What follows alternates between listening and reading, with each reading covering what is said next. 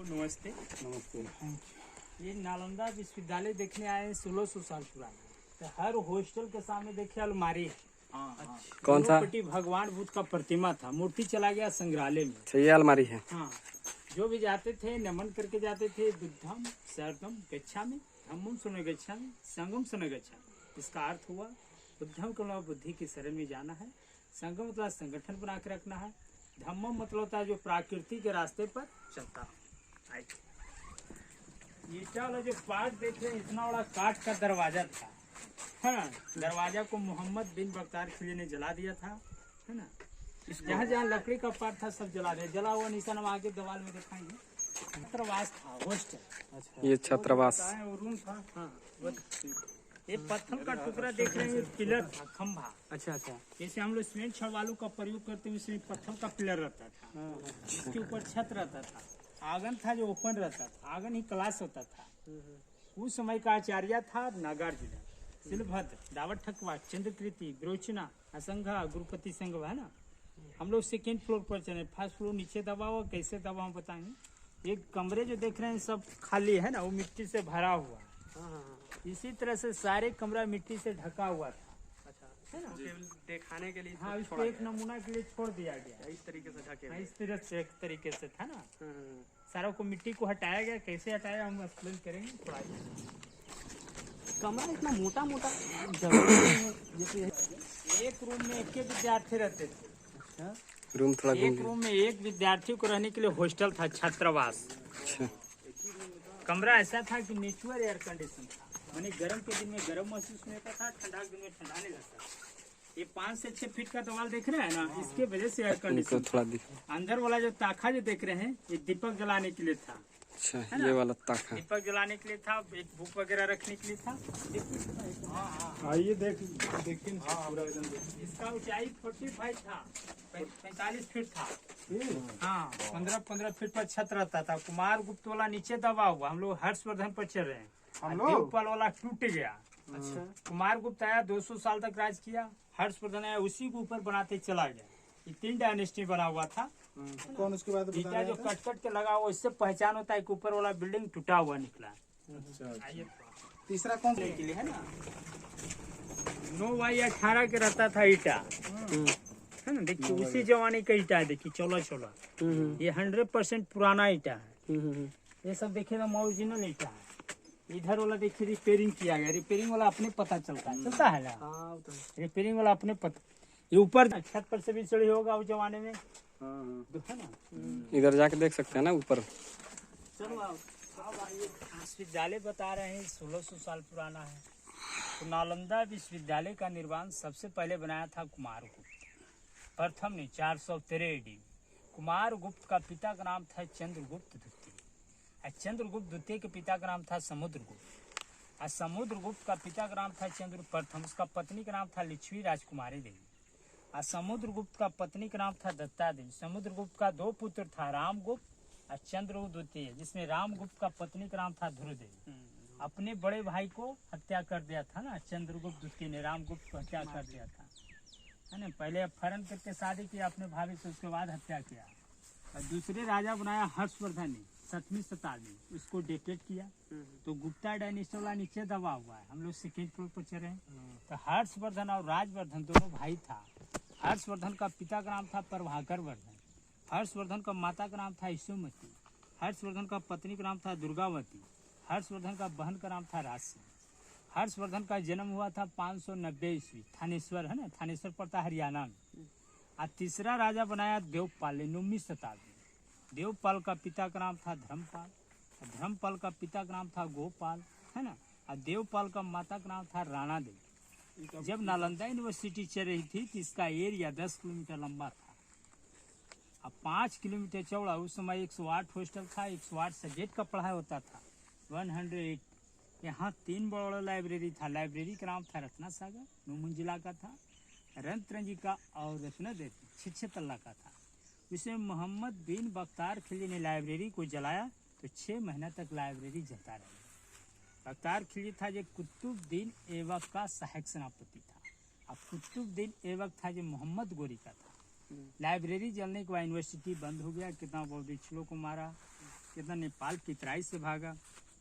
उसके बाद बताया था भूकंप आया, पानी पड़ा, धीरे धीरे पूरी मलबे से दबती चला गया, मिट्टी का लेयर बांध लिया है ना। 700 बरस तक ढका रह गया। इसके ऊपर स्थानीय लोग एग्रीकल्चर करते थे।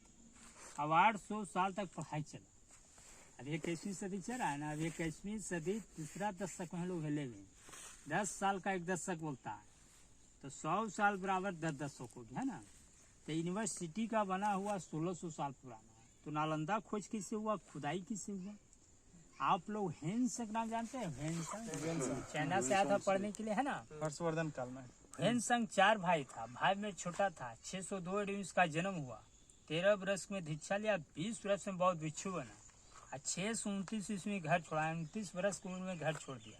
तो पहले पहुंचा पेशावर। पेशावर पड़ता है पाकिस्तान में। जो कुषाण कालीन महाविहार को देखा। उसके बाद कश्मीर में 2 साल तक पढ़ा। उसके बाद थानेश्वर पड़ता है हरियाणा में।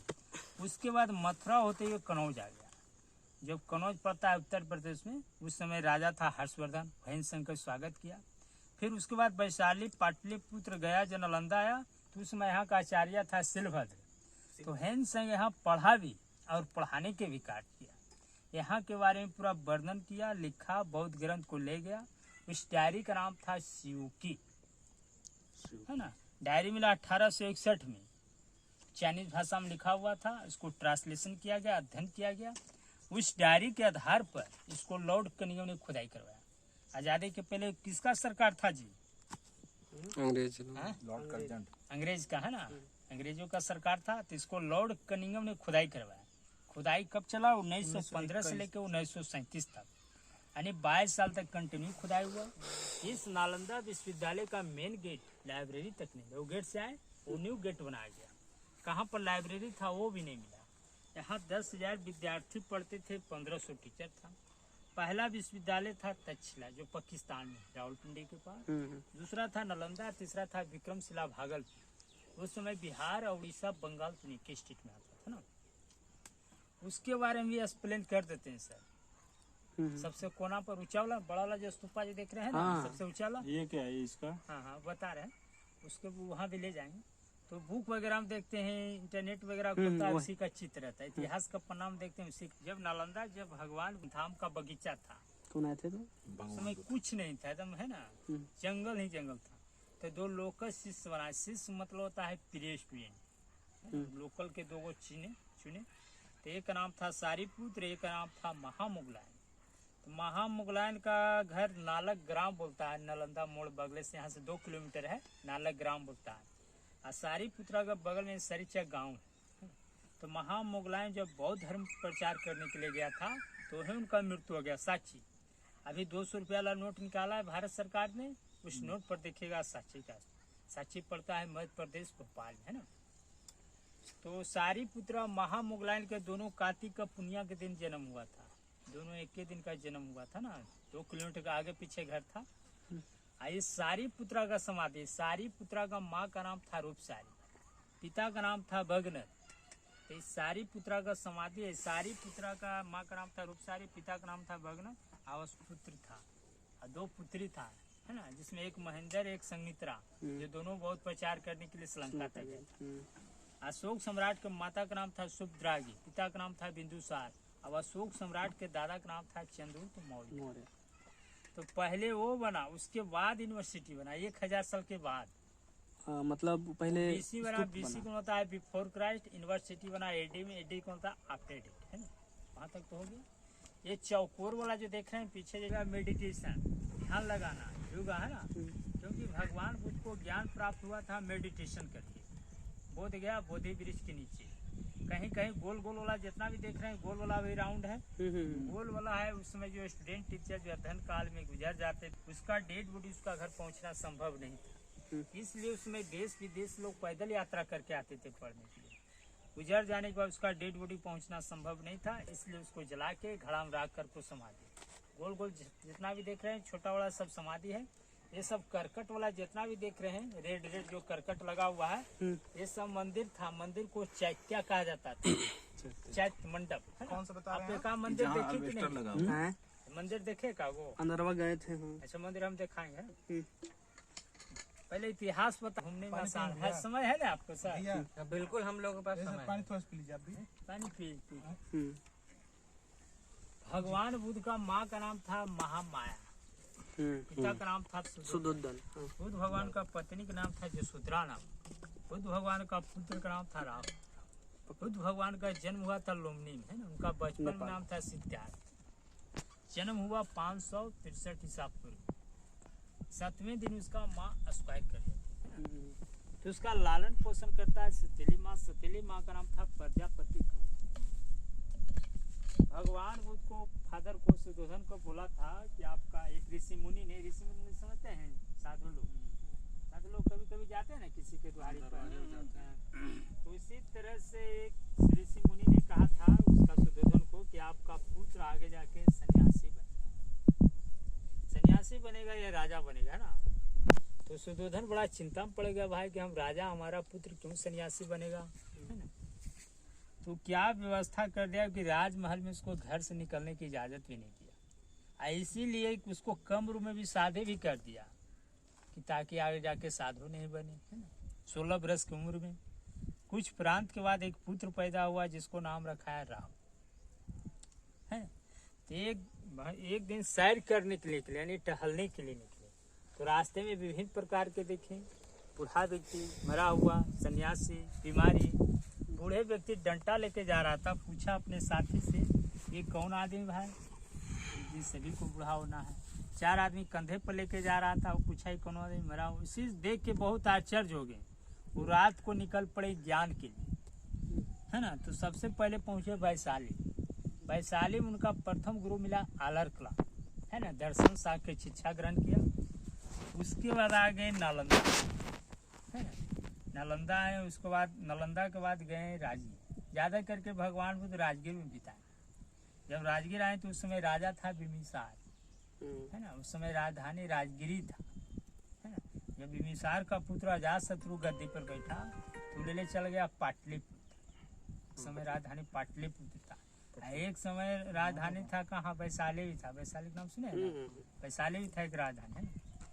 तो वहाँ के बाद राजगीर के बाद भगवान बुद्ध चल गए गया की ओर गए। तो उनमें 4-5 गो भंते थे। एक सुजाता नाम का एक कन्या था, बखरौर एक गांव पड़ती। वो जात के यादव जी थे, है ना। ग्वाली जिसको बोलते हैं, वाली ग्वाली, है ना। सुजाता ने उसको देखा, भगवान बुद्ध को रास्ते से गुजर रहे थे, उनको ध्यान लग गया। बहुत दिन से तपस्या कर रहे थे, ज्ञान के लिए भटक रहे थे। सुजाता ने उसको देखा, दया लगा। वही बरगद के पेड़ के नीचे बैठ कर मन्नत मांग रही थी। वही सुजाता ने उसको खीर खिलाया बुद्धा को, है ना। वही खीर खाने के बाद निरंजना नदी बोलता है ना, सुजातागढ़ अलग हो गया, निरंजना नदी अलग हो गया, है ना। वही खीर खाने के बाद वही पीपल के वृक्ष के नीचे वहाँ उनका ज्ञान प्राप्त हुआ। तो पीपल में शक्ति नहीं था, वो खीर में शक्ति था। जब ज्ञान प्राप्त होने के बाद 11 डेग आगे 11 डेग पीछे बोध गया। कभी गए? जब कभी जाइएगा ना तो देखिएगा पैर का निशान पड़ा हुआ है। और जब ज्ञान प्राप्त होने के बाद यहाँ पीपल का पेड़ है, वहाँ एक ऊंचा ऐसा मंदिर तरह से वो खड़ा होकर निहार रहे थे कि पीपल में क्या है भाई, जब हमको इतना दिन तपस्या किए, हमको 49 दिन में ज्ञान प्राप्त हो। वही ज्ञान प्राप्त होने के बाद पहला उपदेश दिए सारनाथ पड़ता है बनारस से 6-7 किलोमीटर आगे। उसके बाद पाली भाषा में दी, है ना, पाली। उसके बाद खुशीनगर उनका मृत्यु हो जाता है 483 ईसा पूर्व। 80 वर्ष भगवान बुद्ध जीते, है ना। तो खुदाई हुआ 2 लाइन में सर। ये लाइन सारा पश्चिमी भाग हो गया। पश्चिमी भाग में मंदिर समाधि, और पूर्वी भाग में हॉस्टल, जहाँ बौद्ध भिक्षुओं को रहने के लिए उसे विहार कहा जाता था। उसी के नाम से मेरा स्टेट बिहार भी पड़ गया। बी को पेट फाड़ दिया तो बिहार स्टेट हो गया, है ना। ये जो स्टूडेंट को बौद्ध भिक्षुओं को बिहार कहा जाता था। तो आप लोग चलिए टेम्पल दिखाते हैं ना, टेम्पल दिखाते हुए वहाँ दरवाजे इसमें चूल्हा उल्हा भी दिखा देंगे, एक का पेड़ दिखा देंगे, उसमें 8 वो डाली है। थोड़ा धूप लगेगा, थोड़ा बर्दाश्त करिएगा। हम लोग कर गर्मी ज़्यादा 3 दिनों से ज़्यादा किए हुए। 8 गो डाली मैंने। यहाँ देखिए भगवान बुद्ध का प्रतिमा, है ना। ये सब ईटा के अंदर वाला देख रहे हैं, एकदम ओरिजिनल ईटा। बुद्ध का प्रतिमा है, पार्थिव मार के बैठे हुए थे। ये 5 फीट का मूर्ति है। कहाँ इसमें है मूर्ति? हाँ देख रहे हैं उसका ढांचा बच रहा, बड़ा मूर्ति था। जैसे एक तरफ का घुटना है, एक तरफ का घुटना है, जैसे दिख रहा है ना। हाँ बाकी शरीर रहा होगा तो हाँ हाँ तो अब खंडित हो गया। खंडित हो गया। हाँ जैसे दुर्गा जी कैसे देखते हैं मिट्टी, वो सामने ये लाइन, हाँ ये लाइन सारा टेम्पले हो गया। और उधर गांव बसा, गांव ये वाला मंदिर है ना। हाँ 10 किलोमीटर कह रहे हैं, इसका मतलब अभी बहुत छोटा छोटा देख रहे हैं रेल का डब्बा, क्या चीज में प्रयोग होता था। जब खुदाई होता था तो 20 बोगी कहते थे। हाँ 20 बोगी, जौन ब्लॉक में खुदाई होता था वो लाइन में इसको पटरे बिछा देता था, 8 सारा को मिट्टी को बाहर ले जाता था। स्टेशन कमरा रहता था ना, 5 फीट नहीं होगा दवान, तो फिर गर्मी में तो घर में रहती घर में नहीं लगता था। ये अगना होगा ना ये। से बनाया गया है। ये सब कमरे हैं, सब हॉस्टल के।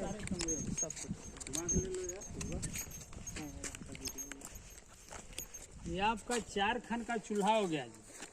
अच्छा 4 खन का है ना। हम दिखा हम लोग चूल्हा जो देख रहे हैं उसका अवशेष देख रहे हैं, यानी भगना अवशेष, यानी टूटा फूटा भाग। ये चूल्हा है, थोड़ा पैर हटाइएगा भाई साहब। इसमें लकड़ी बोझ के ऊपर बर्तन रखा करता था।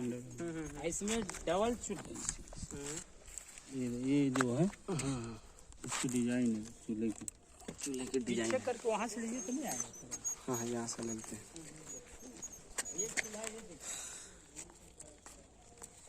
हो गया 8 खान काउंट किया जाए। हाथ वगैरह गला के मूर्ति बनाया जाता था, प्रयोगशाला का भी काम किया जाता था ना।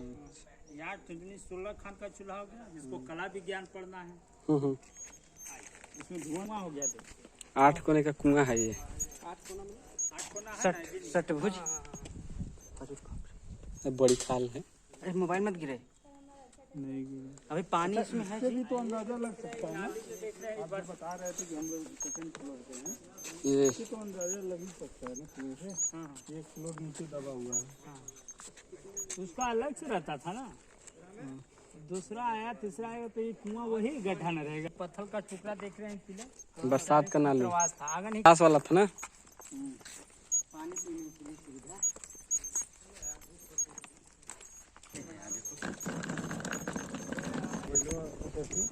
चेहरा में देखिए इतना बड़ा काठ का दरवाजा था, दरवाजे को जला दिया, जला हुआ निशान भी देखिए। ये वाला ईटा देखिए झामा हो गया। ये भी हाँ, ईटा झांवर हो गया है। जला है निशान। किस चीज की लकड़ी रही होगी? वो लकड़ी पुराना रहता होगा उसमें। ये फाउंडेशन हुआ, नीचे की डिजाइन। अच्छा फाउंडेशन हुआ इसमें। फाउंडेशन मतलब समझते हैं। वहाँ पर टीचर हर बैठ कर ब्लॉक में आगे नहीं क्लास होता था। एक कुआं हो गया, कुआं भी 8 कोना का है। ये सारे कमरे हो गए, एक रूम में 1 विद्यार्थी रहते थे।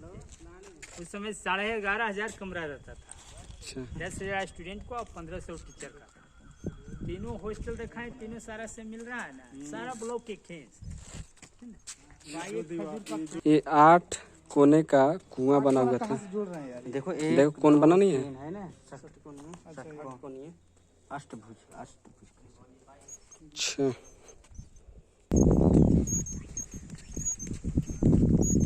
पेड़ देखे, हाँ तो वही मैं भी यही ध्यान दे रहा हूँ, पहली बार देख रहा ये पेड़ हाथ था। डाले के है ना, और प्राकृतिक का दें।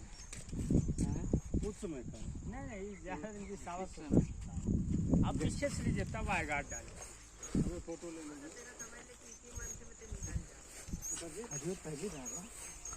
पहली बार खजूर है 8 डाली का। आ रहा है मेरा फोटो।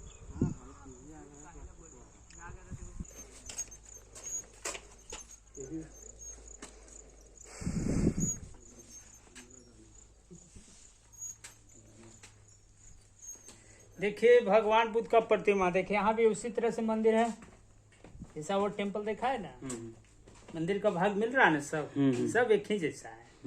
वहाँ भी ईटा देखे, इधर से ऊपर देखिए पार्थ में ये पैर है जो ये किनारे वाला। सब बुद्ध का प्रतिमा। आप लोग नमस्कार कीजिए। गोल वाला, गोल वाला, राउंड वाला, ये वाला। हाँ, गोल वाला। कहीं भी छोटा बड़ा गोल वाला देखिए, सब पोस्ट के अनुसार समाधि। अच्छा बड़ा होगा उसके बड़ा बड़ा वाला आचार्य का। चौकोर वाला मेडिटेशन यहाँ नहीं जलाया जाता, इसका यहाँ राख अस्थियां रखा जाता है। ये वाला मेडिटेशन के लिए। बताए वो शारी पुत्रा का समाधि। वो बड़ा वाला। हाँ सबसे बड़ा नालंदा का पहचान वही है। बुक वगैरह में देखते हैं वो इंटरनेट। सामने वाला। हाँ सामने वाला ऊंचा वाला। ये ये स्तूपा सम्राट अशोक के बनाया। सम्राट अशोक पूरे भारत में जितना भी गया सब स्तूपा अशोक ने बनाया। तो उस तरीके का क्यों स्तूप है? क्या चीज़? सीढ़ी नुमा क्यों स्तूप है वो? सीढ़ी बाद में बना है कि सीढ़ी नुमा क्यों स्तूप बना? सीढ़ी जो देख रहे हैं ना, सीढ़ी देखिए बीसी वाला नीचे दबा हुआ। हाँ, हाँ। जो राजा यूनिवर्सिटी एडी में जो बनाया ना, ये 7 तल्ला था, 4 दबा हुआ, 3 का सीढ़ी दिखाया गया। और टावर ऐसा जो मांझिल ऐसा देख रहे हैं, बुद्ध का प्रतिमा था, 2 दब गया है ना। तो ये लाइन जितना भी देखे वो सब ऊंचा वाला भी देख रहे हैं, पिलर ऐसा है ना। ये सब सारा मंदिर है, जैसा ये चारों कोनों पर बुद्ध का प्रतिमा था, इसको पंच मंदिर बोलता है। ये लाइन सारा मंदिर का भाग हो गया, ये लाइन पढ़ने के स्थान हो गया। हाँ थोड़ा सा आप करिएगा। हेलो, नालंदा का अर्थ होता है कमल का फूल, यानी लोटस फ्लावर यानी नॉलेज। नालंदा 2 शब्दों का मिल से बना है, नालम जोड़ दा। नालम इस होता है कमल का फूल, जो ज्ञान का प्रतीक माना जाता है। दा मतलब देने वाला, यानी ज्ञान देने वाले को उस जगह को नालंदा कहा जाता था। उस समय नालंदा था जो ज्ञान में डुबल था। नालंदा विश्वविद्यालय में बताया जाता है 4 गेट था, 4 गेट पर 4 द्वारपाल रहता था। जो विद्यार्थी पढ़ने के लिए आता था पहले गेट कीपर एग्जाम लेता था। गेट कीपर क्लास सोच लीजिए कि पहले गेट कीपर कितना टैलेंट रहता था भाई। यहाँ का आचार्य स्टूडेंट को क्या करना था, 100 में 90 विद्यार्थी लौट के चले जाते थे। अब पास होने के बाद 200 गांव के दान आता था। यहाँ फ्री शिक्षा दिया जाता था, कोई खर्च नहीं, निःशुल्क है ना। ईटा का जुड़ाई क्या चीज़ होता था, उसमें सीमेंट नहीं चलता था। इसके जगह पर चूना, सुर्खी, उड़द का दाल, तिल का फल, मीठा का छोवा, कत्थक, मिट्टी, ये सारा को मिक्स करके 20-25 दिन तक उसको पानी में छोड़ देता था ताकि मसाला सड़े। जितने मसाला सड़ेगा ना उतने इसका मजबूती रहेगी, तब इसका जुड़ाई किया जाता था। यहाँ से जो सारा सामान निकला आपका म्यूजियम संग्रहालय में चला गया। बगल में म्यूजियम पड़ता है। तो नालंदा विश्वविद्यालय का मेन गेट भी नहीं मिला, लाइब्रेरी कहाँ था वो नहीं मिला। 10% खुद